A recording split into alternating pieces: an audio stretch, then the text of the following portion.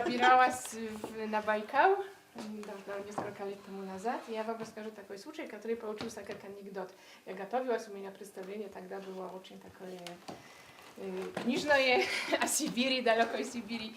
И мне вот показалось, что я должна очень соответствующим образом подготовиться к поездке на Байкал, в далекую Сибирь. Я приобрела, конечно, далекие края, где очень строгая зима, минус 50 градусов или больше, и что вот все ходят в такой одежде.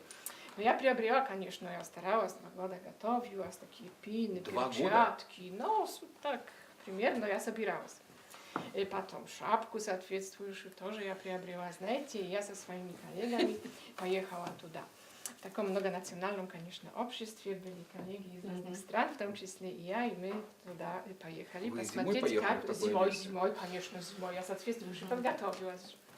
В зимней поездке на Байкал хотела увидеть. Вот я туда приезжаю, мы находимся в середине города Иркутск, знаете, я вот соответствующая одета, так как морозы, вообще край света, зимний, конечно.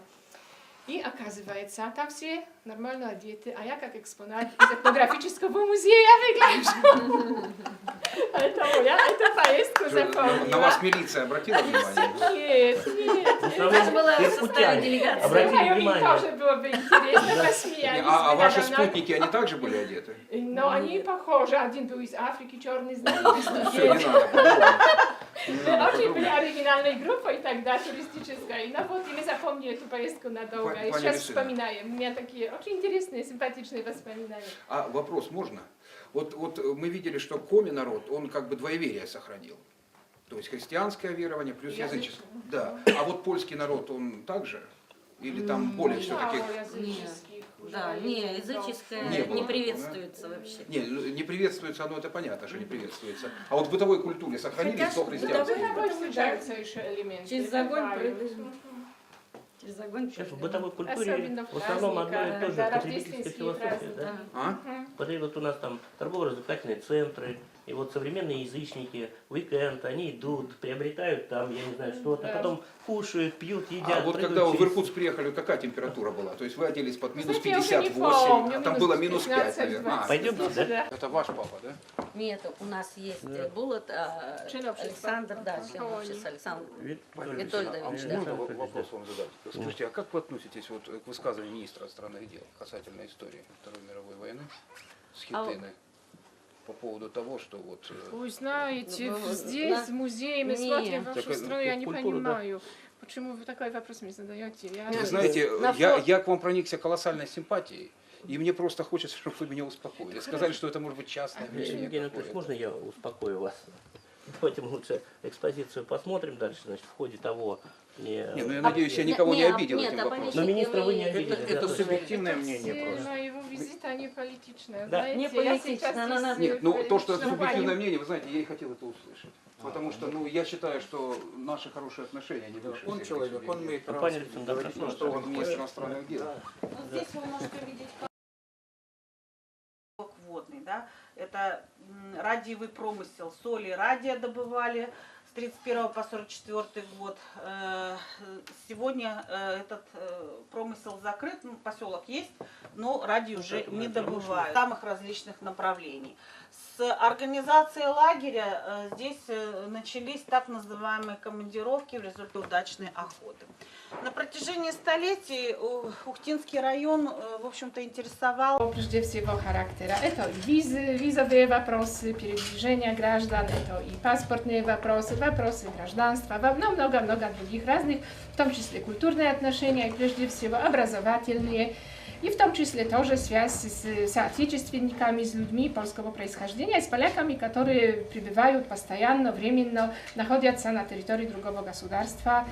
И вот такую функцию исполняет консульство, консулы помогают, посредничают в двусторонних контактах между нашими странами. И вот отсюда мой визит, вы сказали, неожиданный. Конечно, знаете, для меня тоже неожиданный. Я думала, сегодня получится такой неофициальный визит, так как у меня, в принципе, неофициальный визит, у меня встреча была. Я по приглашению приехала в культурно-просветительное общество «Полония», которое меня пригласило. Я собиралась в Полонию уже ну, довольно давно, уже 3 раза. Говорят по-русски, Бог любит Троицу, да? И я рада, что третий раз, именно третий раз получилось.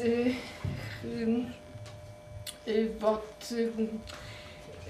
Какая цель моего визита? Знаете, цели как таковой конкретной нет. Просто консульский округ консульства Польши в Санкт-Петербурге, он довольно большой. Это целый северо-запад России. И он включает в себя Петербург, конечно, Ленинградскую область, Новгородскую область, Псковскую область, Псков-город тоже.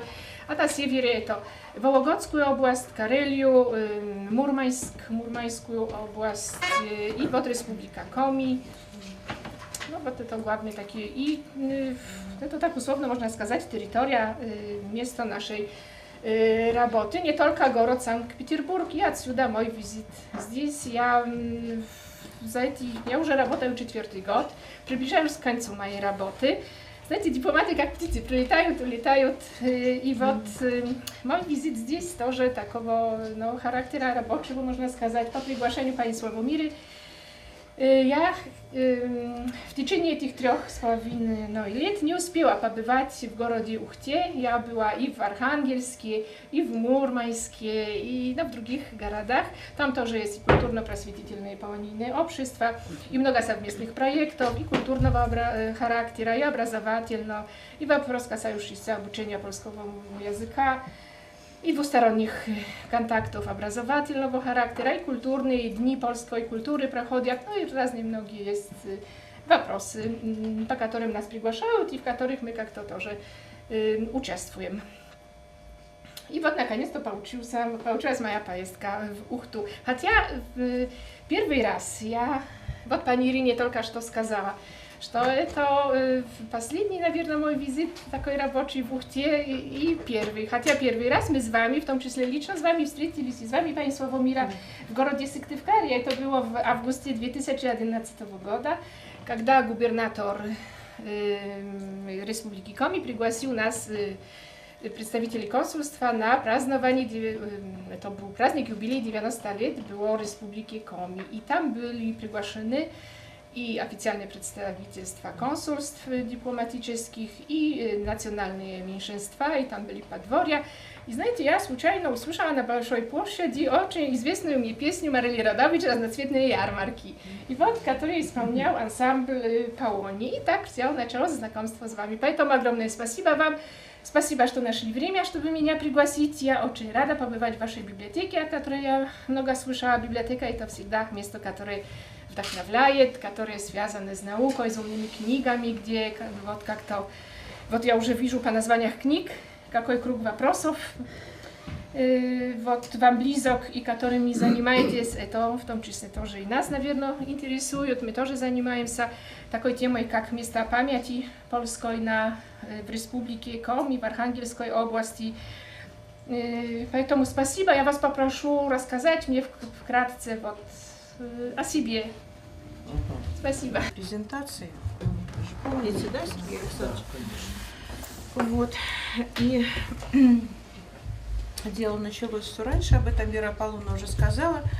В 93 году, во время своей 3-й поездки, когда Генрих Михайлович, царство ему небесное, был на днях памяти, вот я познакомилась с ним в Ухтинской библиотеке, вот тогда же увидела его книгу на польском языке, вот, а потом через значительный промежуток времени вот, я получила разрешение перевести ее на русский язык, чтобы могли ее прочитать не только на польском, но и на русском языках, потому что книга эта уникальна сама по себе.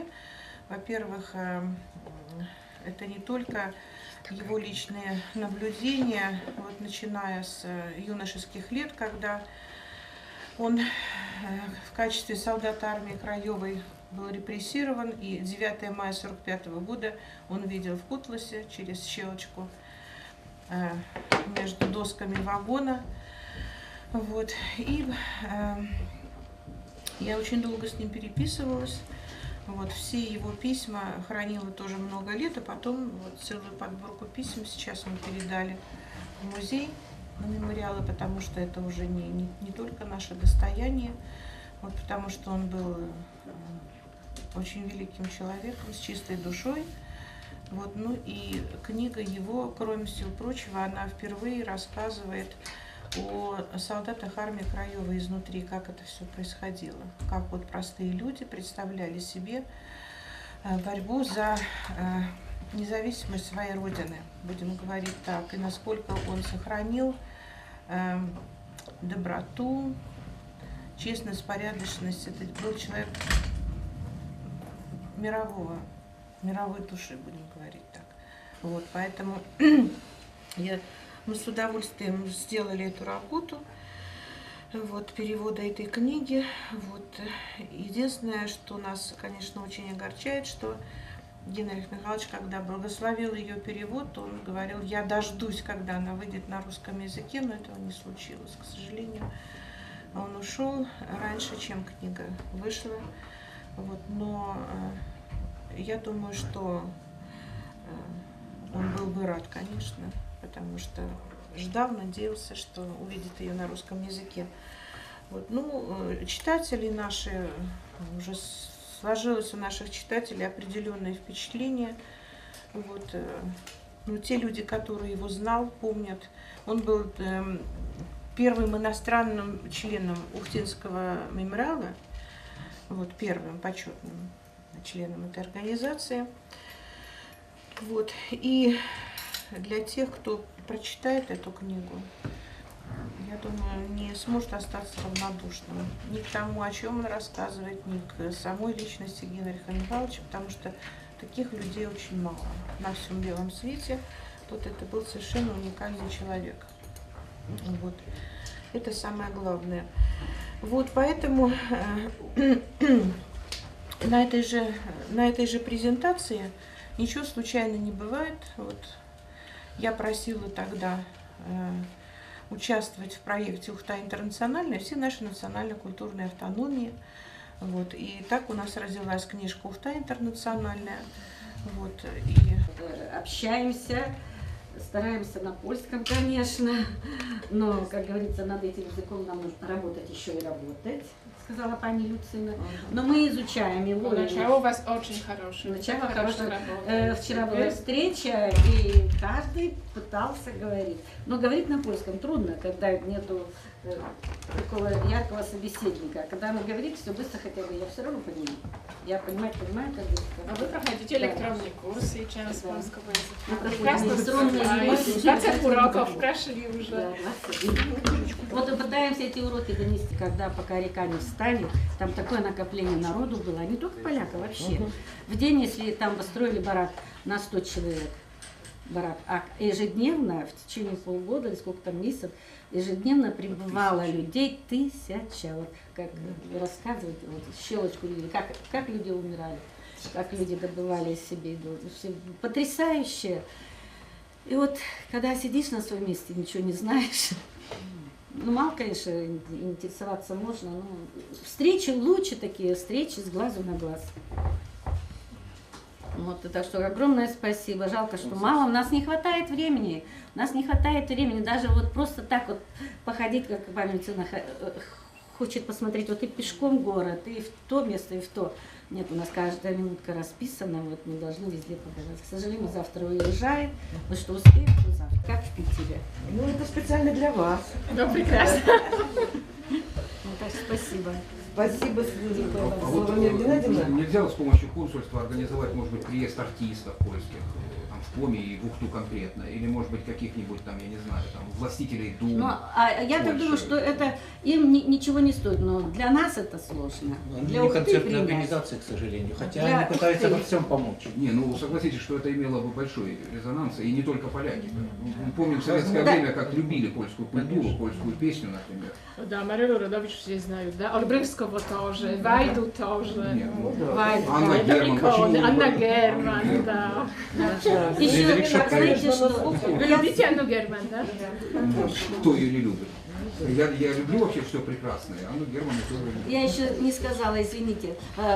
Мы когда ездили в каком году в консульство и давали концерт, то есть от нашей организации, ну, конечно, с помощью ребята из Ухтинского сувенира. В 2013 году. В 2013 году, ноябре, совсем да. недавно, в ноябре. То У нас есть там не хватало костюмов Троицкий, польских. да. И тогда уже заранее была договоренность, что нам дадут такой материал. Его вообще только привозят с Польши. Краковские Уникальный. костюмы. Да. Материал просто говорит, ой, где бы такой материал достать. Нет, только вот краковские костюмы, вот эти цветные юбки, зеленые, белые, синие. Полосатые Так что мужские помог шаровары. нам в этом смысле консул. Потому что как же это самое? Ну да, конечно. Да, вот. Так что в этом плане. Это нам знакомо. Нам костюмы тоже в Грузии шили. Очень красиво. Костюмы пошли тоже. Ну, Польша ближе, кстати, чем Грузия. Понял. Но теперь да. А как На линкоре Октябрьской революции в Ленинграде. Прошел финскую войну, отечественную, и в 1948 году без единого ранения прошел всю войну, и без единого, и попал сюда в 1948 году в ГУЛАГ. Вот. Он наговоры так, как бы, разговоры в офицерском собрании. Как он награжден орден боевого красного знамени, медалями за отвагу и очень... О нем здесь вот немножко написано, вы прочитаете, когда будете читать эту книжку. Вот, да, да. Значит, там есть главные врачи детской больницы, и вот одна из них, главная, вернее, детской больницы. И это моя мама, жена ректора, первого ректора нашего индустриального института. И Архипова такая здесь. Здесь собрались, конечно, люди разные народы. Моя мама с Кавказа, с Северного. Просто представьте, какая разница. Вот один момент, который встретились они здесь в 1948 году, поженились. Представьте, получилась я. И так уж по истории сложилось, что моя мама, будучи медиком, уйдя на пенсию, начала заниматься краеведением, создавать историю музея по истории медицины. И первым, что она взяла, это гулаговские врачи. Вот врачи ГУЛАГа, они как бы составили основу вот этого. Я очень ценю такие поездки, так как это всегда контакт с людьми, контакт с вами, контакт с гражданами, с жителями, которые так дорожат своей родиной, которые так прекрасно для ней работают в таком многонациональном составе. Здесь не имеет значения, вернее, имеет значение, но здесь вы все очень дружно живете в разные...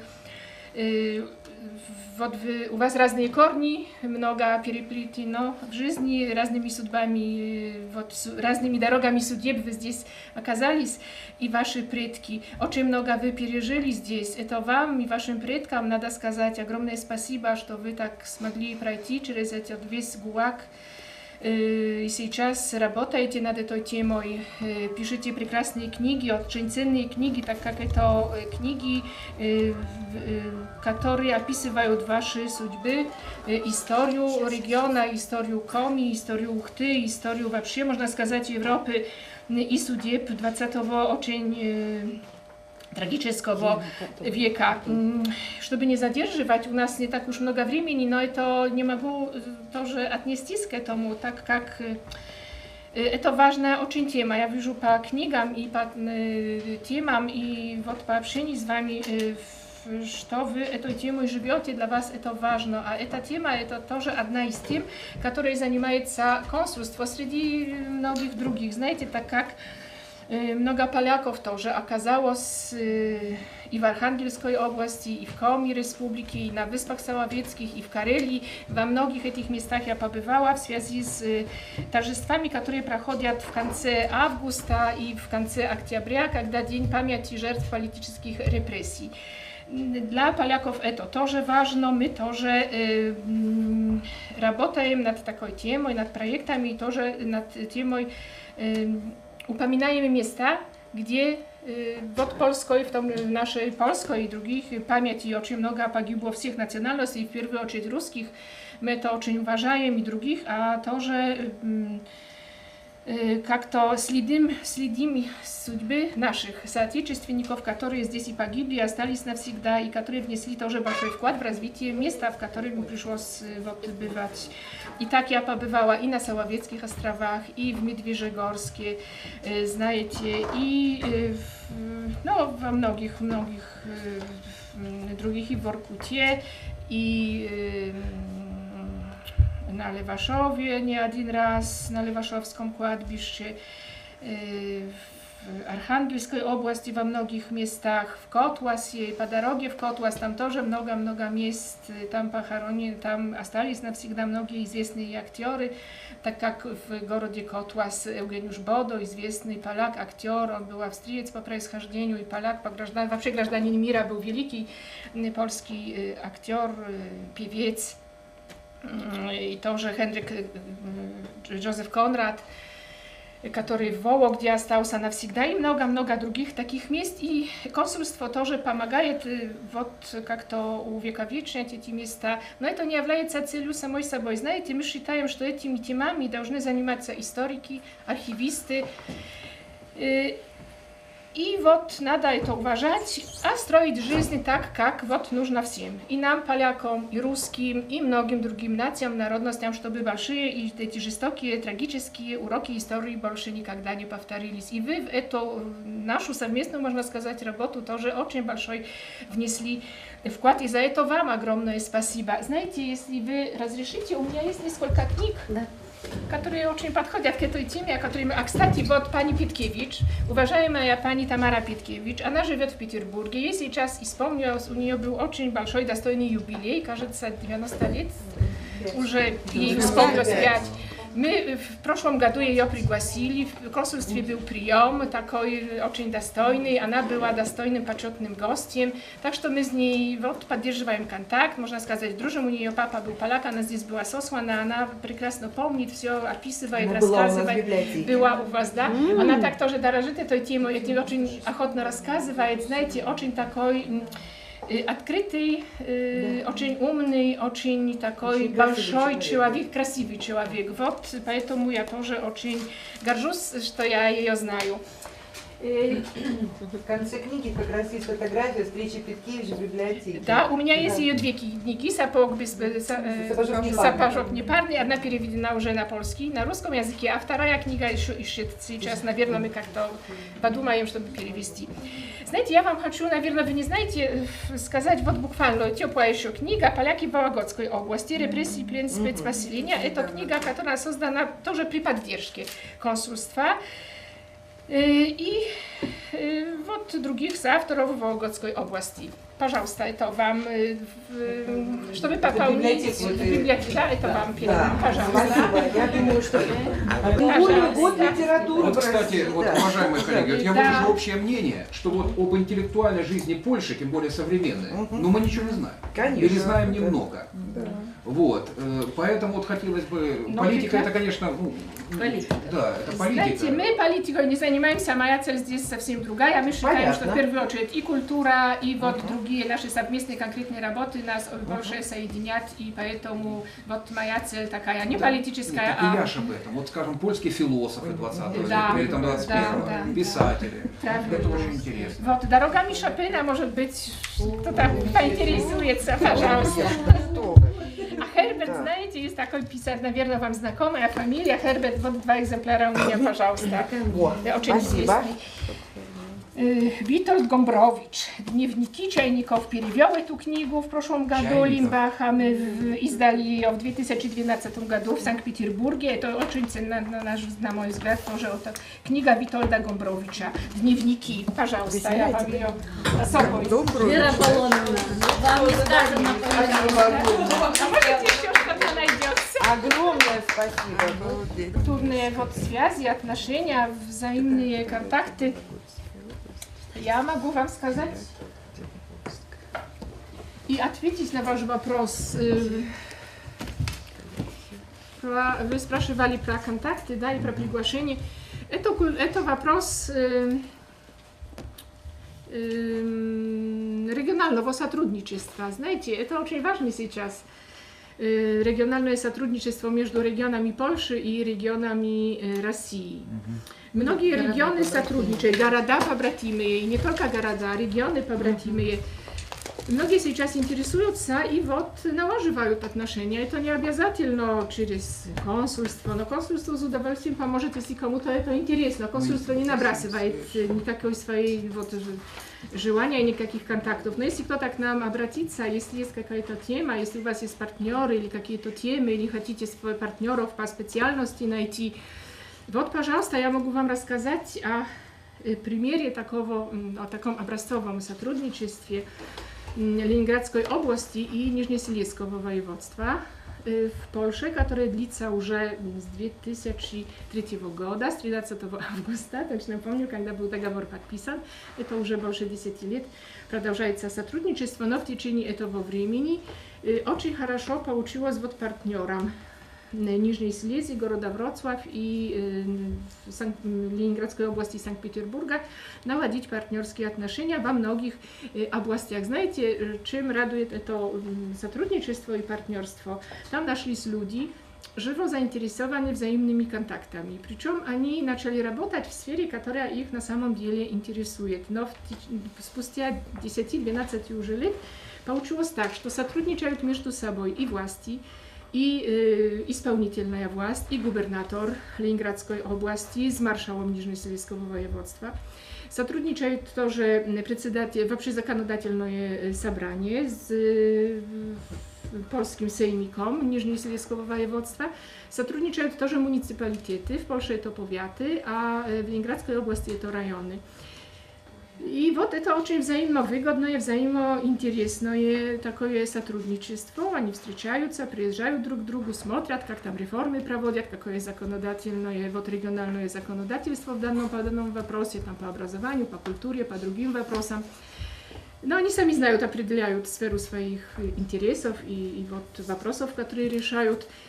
Сотрудничают тоже в области культуры. Знаете, есть партнерские театры, которые приезжают, ставят очень интересные пьесы и в городе Вроцлав, и вот здесь в театре комедианты в Санкт-Петербурге. Сотрудничают школы между собой, приезжают дети на летние школы культуры, языка и знаний о регионе партнера.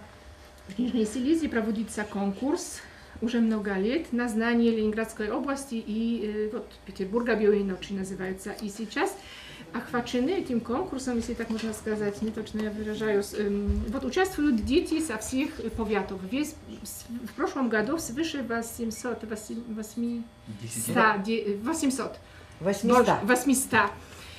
учеников средних школ принимало участие. Среди них самые лучшие победители, 20 детей, победителей приезжает вот в Санкт-Петербург, в Лисинос на заливе Финском, и там проводит время со своими сверстниками. И аналогично в Ленинградской области большинство учеников средних школ участвует в конкурсе знаний о Польше и регионе партнера, и победители прекрасные презентации делают. Знаете, очень удивительно, какие способные молодые люди, особенно вот презентации в электронном виде прекрасные, и круг их интересов очень широкий, очень от фильма, театра, фантастики до исторических серьезных тем.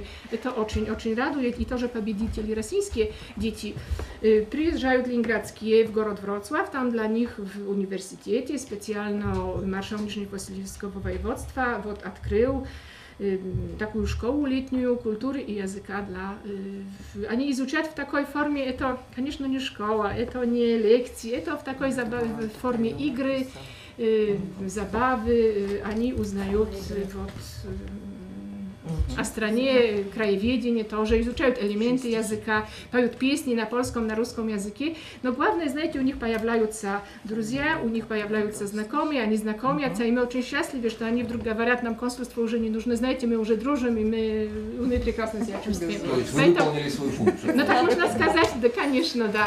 Паня Люцина, а вот, ну, понятно, что вот, помимо всего прочего, я, кстати, вот к полякам отношусь в высшей степени. Да. Евгений Анатольевич, давайте я вас все-таки представлю.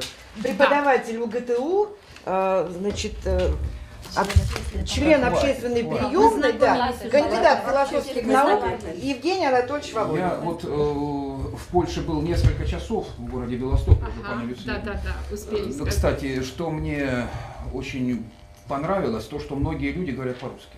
То есть переводчик, как бы, может быть, мне повезло, я не знаю. Но, это такой город. Ну, возможно, он недалеко от Белоруссии. Вот. И я вот о другом хочу спросить. Я, кстати, сам из Донецка родом.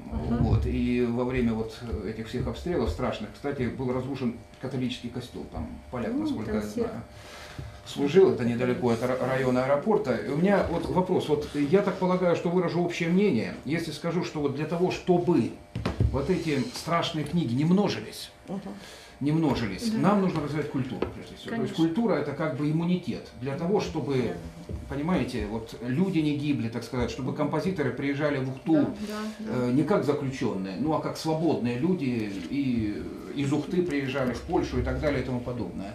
Но да, ну понимаете, в наших силах не допустить повторения, я так полагаю. Вот этих страшных и для поляков, и для русских, так сказать, и для коми страниц истории. Ну вот в связи с этим, так сказать, я уж не буду касаться такой политической темы, как, допустим, объявление в Польше войны советским памятником, ладно, это, так сказать.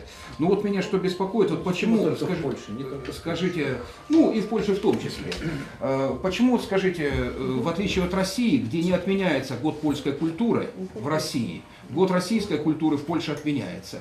И вот я как дончанин, как человек, у которого имеются родственники в Донецке и по ту и по эту линию фронта, ну вот честное слово, так сказать, при всей своей любви и к Польше, и к полякам, ну, честно говоря, просто теряюсь, так сказать, ну, в таком состоянии нахожусь. Почему Польша, которая сама пострадала от фашизма, поддерживает по существу нацистов, разрушающих Донецк, разрушающих, так сказать, наши с вами отношения? Почему это происходит? Это при всем при том, что все прекрасно понимают. И для того, чтобы это не повторилось, все прекрасно понимают, что нужно развивать добрососедство, а не поддерживать оголтелых каких-то, так сказать. Ну, знаете, но этот вопрос уже выходит за рамки нашей встречи сегодня, поэтому разрешите, я не могу ответить, я просто не занимаюсь ни политикой, ни... Это тема сегодняшняя наша другая, это культурные связи. Так, а вот год культуры в Польше отменили. Поэтому, ну, скажите, какое мероприятие отменили? Я не знаю ни одного мероприятия, которое было отменено. Ну, какое отменили был бы мероприятие? президент Польши, я бы у него спросил. Ну спросите, обратитесь, можете через консульство обращаться, мы с удовольствием поднимем эту тему, поговорим, но давайте не сегодня, не здесь, потому что это... Да, не будем ставить мрачную точку. Спасибо. Давайте выразим На большую благодарность пане. Вам огромное спасибо, что вы, так сказать, познакомили и нас, и уважаемую госпожу Люцину Сухтой. Огромное спасибо за книги замечательные. Спасибо большое. Спасибо, пани Люцина, за то, что вы побывали у нас в гостях, за то, что вы подарили нам шикарный подарок. Я действительно искренне рада очень. Это в самом деле очень богатый подарок.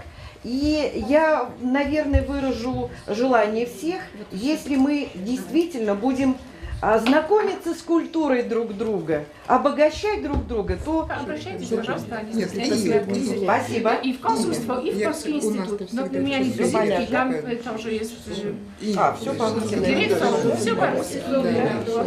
Наталья Юшко, обращайтесь к директору института польского. Прошу, спасибо. Спасибо большое. Тоже всего вам Очень доброго. рада. До свидания. Очень рада. До встречи. Да. До свидания, 3 раза. 3 раза по-русски, да. 2 не